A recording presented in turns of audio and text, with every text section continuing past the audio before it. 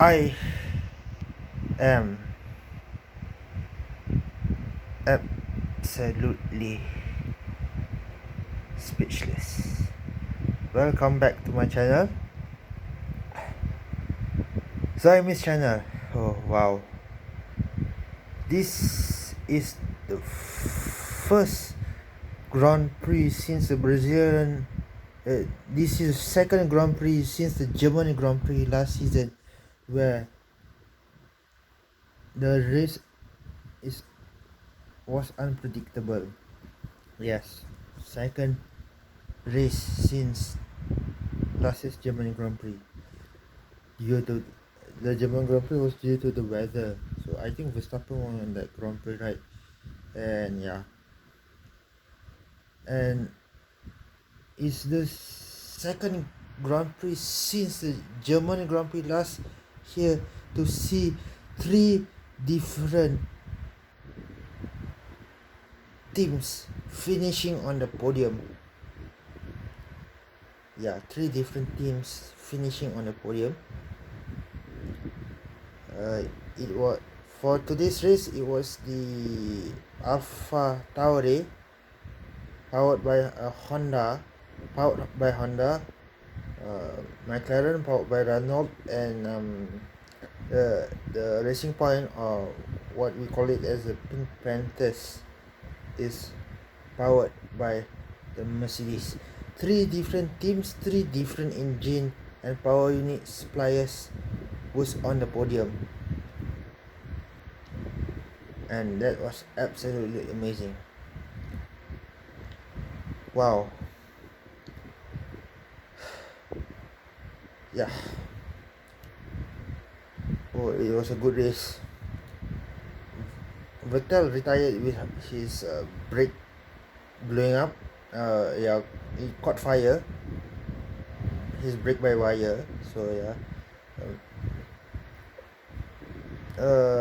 Magnussen actually caused the first yellow flag,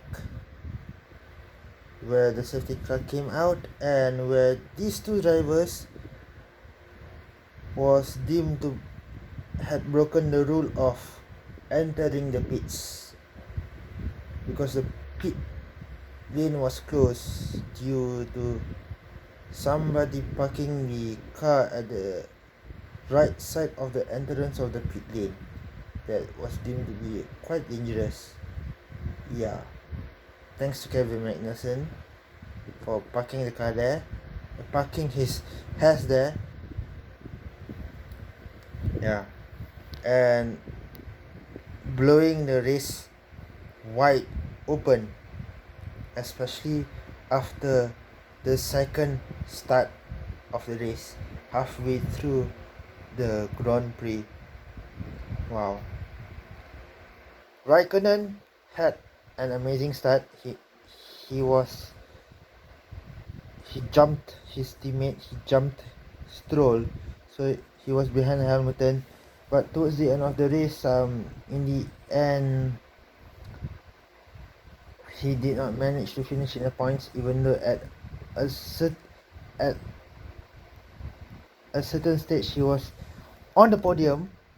I was hoping for him to finish on the podium before he retires from F1, but sadly, with his car, Alfa Romeo, the Sauber Alfa Romeo car, that seemed to be long gone after he was overtaken by Sainz and Stroll and the others. So yeah, and one of them was also Hamilton, who got a stop and go penalty with 10 seconds. That actually caused him to be right at the back of the grid. Okay, and he managed to notch up a fastest lap and still finish in the points, and he has a comfortable lead over his teammate and over his other rival that is driving a Red Bull. Sadly, he retired because of his car having an electronic or power unit issue with the car. So Verstappen retired, Vettel retired, a big crash for uh, a parabolic car on lap 24th or 25, 25 or 20, 24 or 25, after the first safety car, after the safety car restart for Charles Leclerc. He smashed into the barriers. Yep, he was catching his oversteer, then his car, sadly, he went to the scene of the accident and he survived it, and he's, yeah, with no injuries. So wow, thanks to Magnussen's car being parked at the entrance of the pit lane on the right side on the grass, that caused all of this unpredictability to happen. Yeah, I was expecting Hamilton to win, Bottas to at least finish in the top 3, and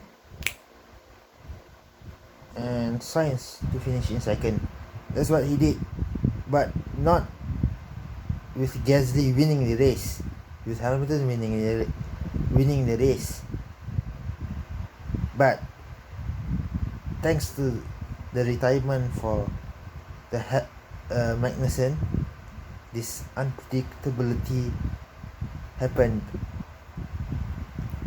I feel sad for him, but it made the race much more interesting to watch. Trust me. I think the F1 YouTube channel will post up the highlights tomorrow or the day after tomorrow, but it will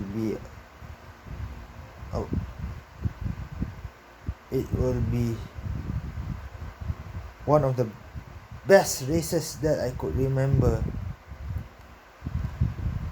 since the dominance of Mercedes-Benz and Hamilton. So yeah.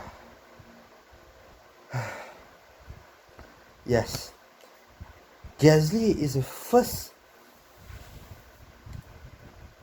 French driver since 1996, around 24 years ago, to win a race in F1. Who was that French driver who won? He was driving in one of the backmarker teams, right? Oh yeah, Panis, Olivier Panis. He won the Monaco Grand Prix where 3 drivers were classified as finishers. Okay. It was 2 years before I was born, right? Yeah, 2 years before I was born. So yes. Well. Oh. So for those the 3 drivers who finish on the podium, maybe it's their second podium of their careers. For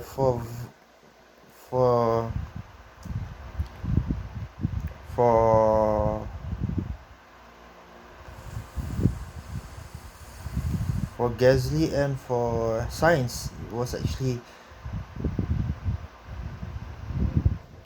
they did not have to wait that long to get another podium, let alone a race win for Pierre Gasly.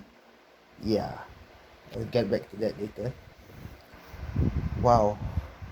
But Lance Stroll had to wait a couple of years before he could notch up a podium like today. Thank you to the unpredictability caused by Magnussen. As I told you guys again and again, the race was actually interesting because of that. If not, it would have been a dull and predictable race. Even though if the common top 3 drivers were not to finish on the podium, but you literally can you can predict the 2 top 2 out of the top 3 spots that will be occupied by the Mercedes-Benz team on the podium. The winner will be you know who, and Bottas will be third, and what do you call it? Sainz will finish in second. Yeah. But sadly, that did not happen. And also, Bottas had a bad start in the first start before the red flag. He had a bad start, so he was ahead of Verstappen. Verstappen also had a ridiculous start. So yeah, even if Bottas had a bad start, but he would still manage to finish on the podium, even though he is struggling to overtake some of the cars ahead of him, excluding Hamilton, because Hamilton already checked out in the first couple of laps of the race. So yeah, and also Sainz. So third place could be possible if there was no red flag, but sadly for him there was a red flag, so he finished in 6th place and his teammate finished in 7th, but got an extra point for his fastest lap. So 7 will get you 6 points plus 1 for the fastest lap, so 7 points. So wow.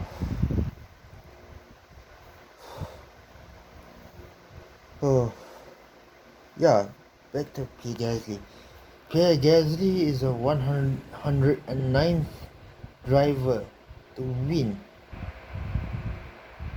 109th driver to win an F1 race, and his maiden victory is in Ferrari's and Alpha Tauri's backyard in Italy, in Monza. Yeah. So basically,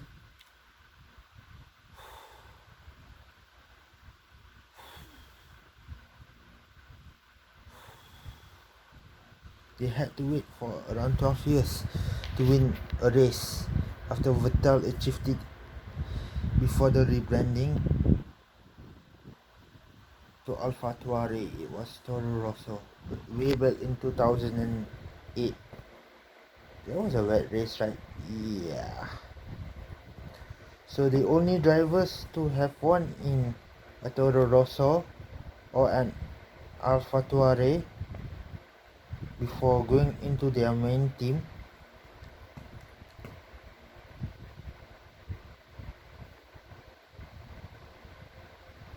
no, only Vettel managed that, because after mid-season last year, Gasly got demoted to Red Bull, I think. To Alpha Tauri, as everybody knows. Yeah, before the rebrand it was called Toro Rosso. So he did not manage to win for Alpha Tauri Tauri before he joined Red Bull, but he managed to win after he got demoted back into Alpha Tauri around a year after he got demoted. Oh. And his first podium was also last season in Brazil. Yes. Wow.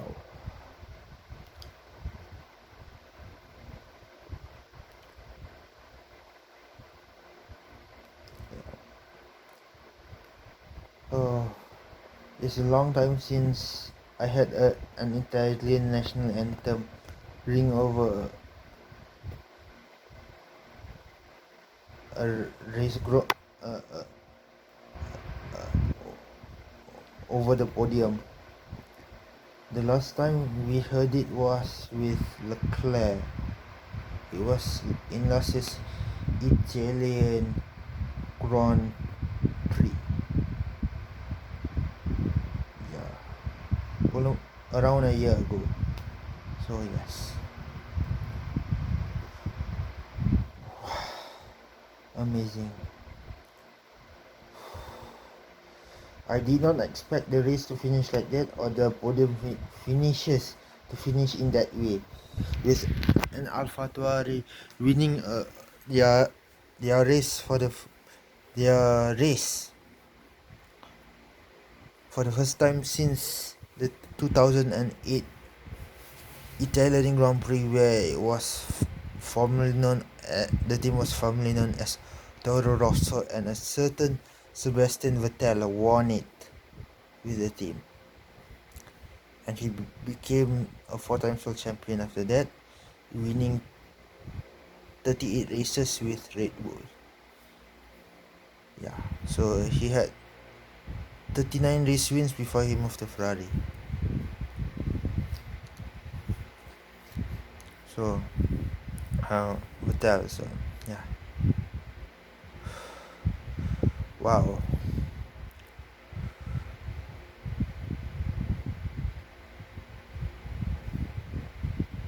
Oh no. Carlos, wait. Carlos Sainz was also a part of the Red Bull program, right? Yeah, he was a part of the Red Bull program. Wow. They kicked out Carlos. Okay, then Carlos was moving about in a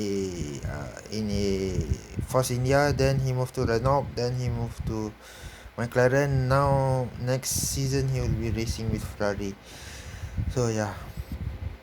Wow. He did not get kicked out of the Red Bull program. He was in the Red Bull program, and he was actually Verstappen's teammate in their debut season in 2015. Yes, 2015. And while Verstappen won his his first victory, he won his first Grand Prix in F1 in 2016. Sainz was actually still in a Toro Rosso, and after that he moved around Sainz. Yeah, so two drivers that were from the Red Bull program was on the podium.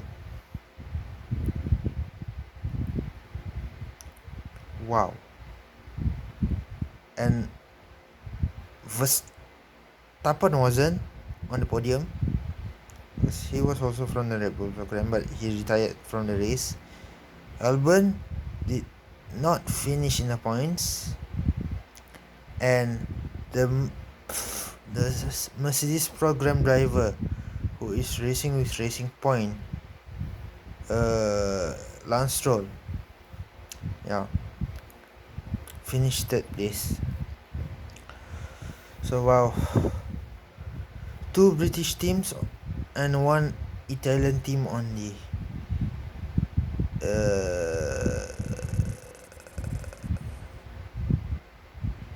podium. That is absolutely unpredictable. Yes, and plus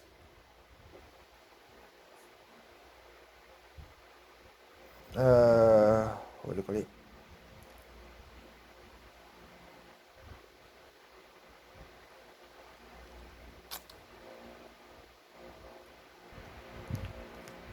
towards the end of the race, Sainz was catching Gasly. By the time they crossed the finish line at the end of the race, Sainz was around 4/10 of a second behind Gasly in the Alpha Tauri. Gasly was in the driving for Alpha Tauri. Alpha Tauri. Don't like pronouncing that team's name. I like calling them Toro Rosso because it's easier. So yes, wow! Congratulations to the three podium finishes, and actually they were, as I told you guys, they are actually unexpected. Yeah.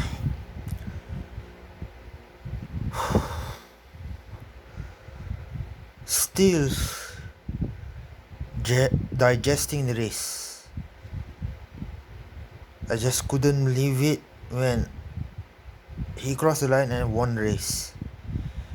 And as I told you guys, he's the first French driver since Olivier Panis to do it 24 years ago. He won it in the Monaco Grand Prix, right? Yeah, Olivier Panis. Yeah. No French driver since Olivier Panis has won it except for Gasly. Yes, it would have been a lot more so, yeah, it would have been a lot more fun for him to celebrate his victory around the track if he was driving for Red Bull. But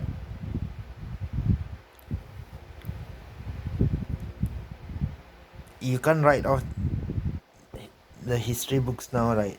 So the only two related Toro Rosso or Alpha Tauri drivers to have won a race for either Alpha Tauri, either Alpha Tauri, Toro Rosso or Alpha Tauri, okay, is Vettel and Gasly, the Frenchman. Wow, Honda Power wins again. First time since the 70th anniversary Grand Prix. Their fourth win since the German Grand Prix last season. German, Brazilian, the 70th anniversary Grand Prix and this Grand Prix. 4 wins since July last year. Wow, from a Honda powered team. And a couple of podium finishes here and there, mostly from you know who. Yeah. I'm not referring to Albon, I'm not referring to Danny Kvyat or Pierre Gasly. Okay. Yeah. Wow.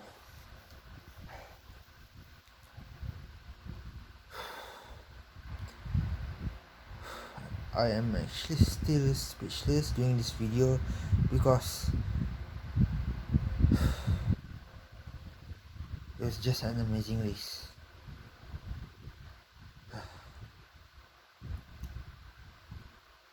Hopefully in the next races or in future races to come, we get this unpredictability back in F1, where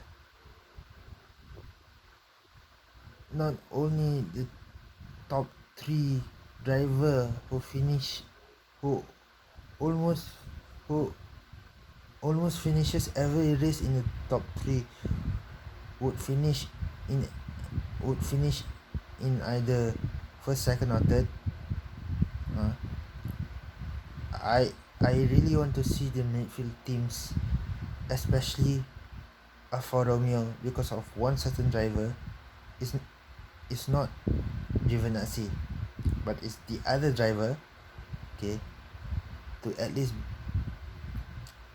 get a top 6 finish or get a points finish or even if he gets a chance to be on the podium, be on the podium, because he deserves it since he left Ferrari. Yeah, as you guys know who I'm referring to, right?